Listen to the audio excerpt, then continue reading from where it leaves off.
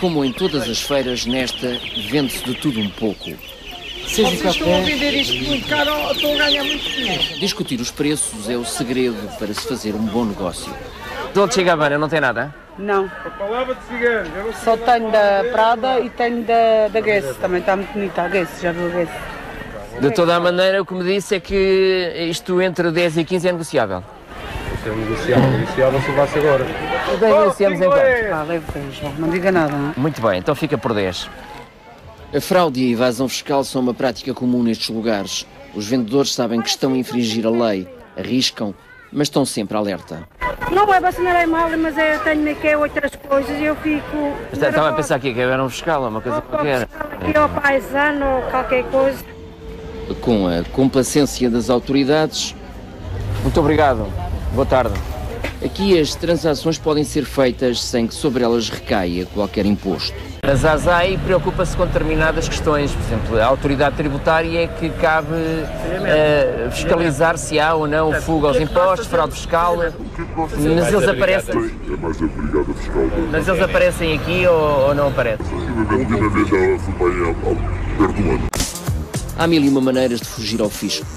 O motorista que conduz um táxi ilegal, o cabeleireiro ou o canalizador que é pago em dinheiro e não declara os seus rendimentos, as faturas falsas e um vasto arsenal de expedientes, dos mais básicos aos mais sofisticados, como os paraísos fiscais. Trata-se do valor mais elevado sempre desde que o Observatório da Economia e Gestão da Fraude realiza esta monitorização. Mas neste universo da economia paralela, que afeta drasticamente o nível de vida dos portugueses, importa perceber qual das realidades mais contribui para o desvio de 1/4 da riqueza nacional. Se a economia subterrânea, da fraude, do branqueamento de capitais e outros esquemas usados por empresas de grande dimensão na fronteira da legalidade, se a economia informal dos pescados, dos mecânicos e dos cabeleireiros que eludem o fisco. Em praticamente todos os debates em que nós temos participado à volta destas questões, vêm sempre buscar o problema, por exemplo, das refeições sem fatura, a questão da bica, etc, etc. Obviamente que isso tem um peso, sem dúvida nenhuma. Nós não a calculamos exatamente, mas tem um peso e seria bom que todos estivéssemos numa situação em que pudéssemos dizer que esse tipo de economia subterrânea não existe. Agora, isso comparado com, por exemplo, a fraude carrossel, que é uma fraude que envolve empresas de vários países da Europa, no sentido de, em vez de pagar IVA, receber IVA. E em que mete empresas fantasma no meio desse processo. É muito mais importante. Esta insuspeita loja de medalhas aqui na Baixa Lisboeta tornou-se de um dia para o outro conhecida da maioria dos portugueses, pelas piores razões. Chamaram-lhe Operação Monte Branco e reunia todos os ingredientes para um thriller no meio da alta finança, em que os arguidos eram nem mais nem menos que 2 banqueiros suíços e um empresário português, Francisco Canas, de 71 anos, conhecido por Zé das Medalhas.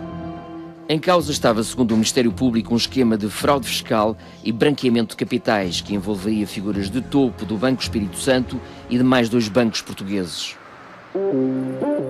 Francisco Canas recebia malas carregadas de dinheiro que voariam para uma conta do BPN em Cabo Verde e podiam seguir para outras contas no estrangeiro ou regressar a Lisboa, sendo mais tarde entregues aos clientes, ficando Canas com 1% de comissão. Em causa estava muito, mas mesmo muito dinheiro. No caso da Operação Furacão, o 6 às 9 apurou que houve bancos que aconselharam clientes com muito dinheiro a transferi-lo para paraísos fiscais, uma vez que, dessa forma, ficavam livres de pagar quaisquer impostos. Como seria natural e desejável, gostaríamos de saber se o Sr. Diretor-Geral da Autoridade Tributária e Aduaneira tem uma opinião diferente, mas foi-nos comunicado que, nesta altura, não era possível.